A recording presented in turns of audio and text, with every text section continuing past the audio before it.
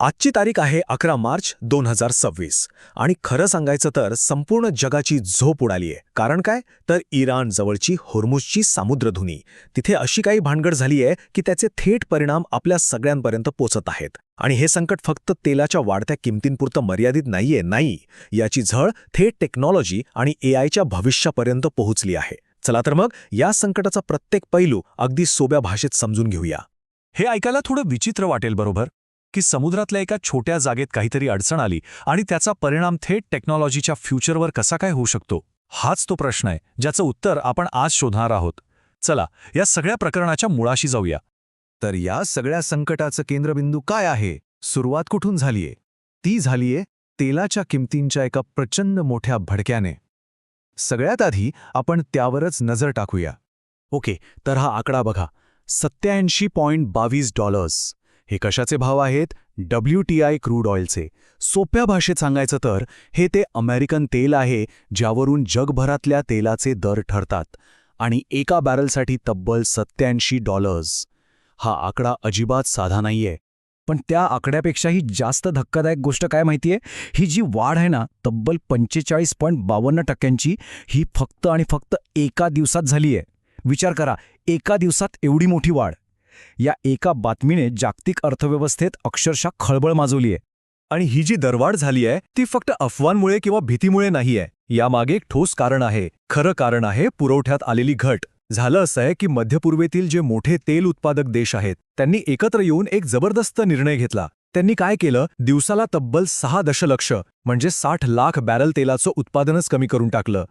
आता प्रश्न पडतो की हे 6 दशलक्ष बॅरल्स म्हणजे नेमकं किती? तर हा आकडा म्हणजे जगात दररोज जेवढं तेल वापरलं जातं त्याच्या तब्बल 6% आहे. विचार करा, जगातली मागणी तेवढीच आहे पण पुरवठा अचानक 6%ने कमी झाला, मग काय होणार? साहजिकच आहे, वस्तू कमी आणि घेणारे जास्त म्हणजे किमती आकाशाला भिडणारच. आणि नेमकं तेच घडलंय. तर पुरवठ्याला असा मोठा धक्का बसल्यावर बाजाराची काय अवस्था होते? तिथे एकच भावना असते, ती म्हणजे प्रचंड भीती, घबराट आणि गोंधळ.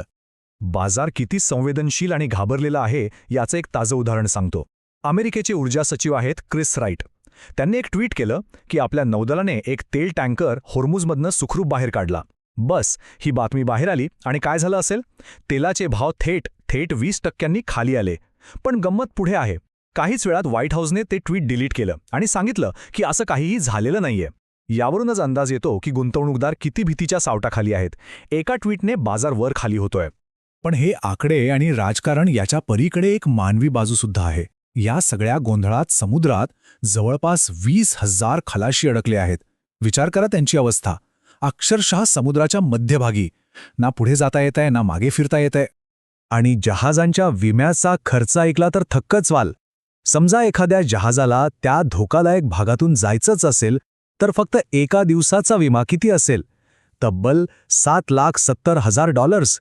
कोण घेणार एवढी मोठी रिस्क? साहजिकच आहे. त्यामुळे तिथली वाहतूक जवळजवळ ठप्प झाली आहे. बरं, मग ह्यावर काही तोडगा आहे का?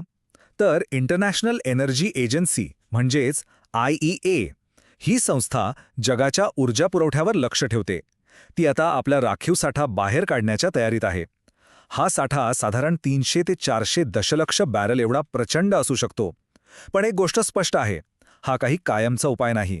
ही तर फक्त जखमेवर लावलेली तात्पुरती मलमपट्टी आहे. मूळ समस्या तशीच राहणार आहे. आता ह्या प्रकरणाला एक वेगळंच वळण मिळालं आहे. हे आता फक्त तेलाच्या किमती किंवा अर्थव्यवस्थेपुरतं मर्यादित राहिलेलं नाहीये. हा एक मोठा भूराजकीय बुद्धिबळाचा डाव बनला आहे. एक लष्करी आणि राजकीय संघर्ष. लष्करी भाषेत याला असम्मित युद्ध किंवा असिमेट्रिक वॉरफेअर असं म्हणतात. आता हा शब्द थोडा जग वाटेल पण याचा अर्थ खूप सोपा आहे.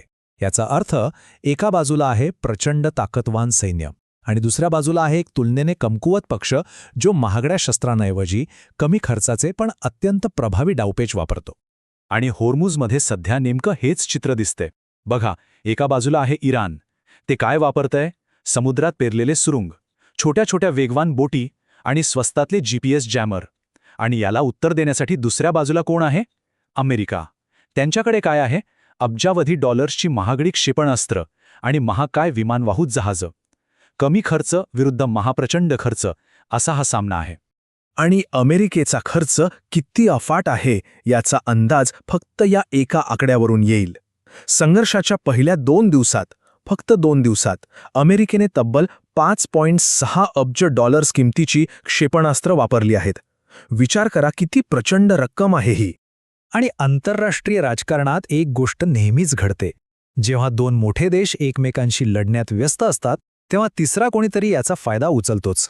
आणि इथे तो तिसरा देश ठरलाय उत्तर कोरिया. अमेरिकेचं पूर्ण लक्ष होर्मुझच्या सामुद्रधुनीवर आहे आणि याच संधीचा फायदा घेऊन उत्तर कोरियाने आपली नवीन क्षेपणास्त्र तपासण्याचं काम सुरू केलंय. तर या सगळ्या जागतिक घडामोडींचा परिणाम काय होतोय? काही जणांचं प्रचंड नुकसान होतंय, तर काही जण अनपेक्षितपणे फायद्यात आहेत. पाहूया कोण आहेत हे विजेते आणि पराजित. अगदी JP मॉर्गनसारख्या मोठमोठ्या बँकांना सुद्धा आता घाम फुटलाय. त्यांना कशाची भीती वाटते? की ही जी महागाई वाढतेय, व्याजदर वाढतायत, त्यामुळे अनेक कंपन्या आपले कर्ज वेळेवर फेडू शकणार नाहीत, म्हणजे त्या डिफॉल्ट होतील. आणि ह्याच भीतीने त्यांनी काय केलंय? त्यांनी कंपन्यांना जे कर्ज दिलंय ना, त्याची किंमत आपल्या कागदोपत्री आत्तापासूनच कमी दाखवायला सुरुवात केली आहे. ही एक धोक्याची सूचना आहे. हे विजेते आणि पराजित कोण आहेत हे समजून घेण्यासाठी जर्मनीमधल्या 2 कंपन्यांचं उदाहरण घेऊया. पहिली आहे राईनमेटल. ही कंपनी संरक्षण साहित्य बनवते आणि सध्या त्यांच्या नफ्याचं प्रमाण 18.45% पोहोचलंय. आणि दुसरीकडे आहे पोर्शे, जी आलिशान गाड्या बनवते. त्यांचं मार्जिन जे आधी 14% होतं ते आता कोसळून फक्त 2%वर आलंय. म्हणजे बघा, युद्धजन्य परिस्थितीत काय होतं? रणगाडे विकणारी कंपनी श्रीमंत होतीये आणि लक्झरी कार विकणारी कंपनी तोट्यात जातीये. पण या सगळ्या गोंधळात, युद्धाच्या सावटाखाली, आर्थिक मंदीच्या भीतीत एक क्षेत्र असं आहे ज्याला या कशाचाही फरक पडलेला नाहीये. ते उलट सुसाट वेगाने पुढे धावतंय. ब्लॅकस्टोनसारख्या मोठ्या इन्व्हेस्टमेंट कंपन्यांचं म्हणणं ऐकण्यासारखं आहे. त्याचे अध्यक्ष जॉन ग्रे काय म्हणतात बघा. ते म्हणतात, ही जी बाजारातली अस्थिरता आहे ना, ही तात्पुरती आहे, पण लाँग टर्ममध्ये AI म्हणजेच आर्टिफिशियल इंटेलिजन्सची क्रांतीच बाजाराला पुढे घेऊन जाणार आहे. म्हणजे त्यांच्या मते खरा खेळाडू तर AI आहे. पण गंमत अशी आहे की या AIच्या शर्यतीत अमेरिका आणि चीनचे मार्ग पूर्णपणे वेगळे आहेत. अमेरिका म्हणतेय AIला स्वातंत्र्य द्या, म्हणजे नवनवीन प्रयोग करा, ओपन सोर्स ठेवा, आणि त्यामुळे तिथे नवनवीन शोध लागत आहेत. याउलट चीन काय करतंय? सुरक्षेचं कारण पुढे करून ते ओपन सोर्स मॉडेल्सवरच बंदी घालत आहेत. आणि यामुळे होतंय काय, तर त्यांची स्वतःचीच प्रगती कुठेतरी थांबत चालली आहे. तर या सगळ्या चर्चेतून आपण कुठे येऊन पोहोचतोय? एका बाजूला तेलाचं संकट, दुसरीकडे लष्करी तणाव आणि तिसरीकडे तंत्रज्ञानाची शर्यत. या सगळ्या गोष्टी एकमेकांत गुंतलेल्या आहेत आणि या सगळ्याचा केंद्रबिंदू आहे जागतिक व्यापाराचं भविष्य. आणि शेवटी एक मोठा प्रश्न आपल्यासमोर उभा राहतो. जर कमी खर्चाचे डावपेच वापरून, काही छोट्या बोटी आणि सुरुंग टाकून व्यापाराची इतकी मोठी जीवनवाहिनी बंद पाडता येत असेल, तर याचा अर्थ काय? याचा अर्थ असा आहे का की जागतिक व्यापाराचा जो नकाशा आपण आत्तापर्यंत पाहत आलोय तोच आता बदलायला हवा?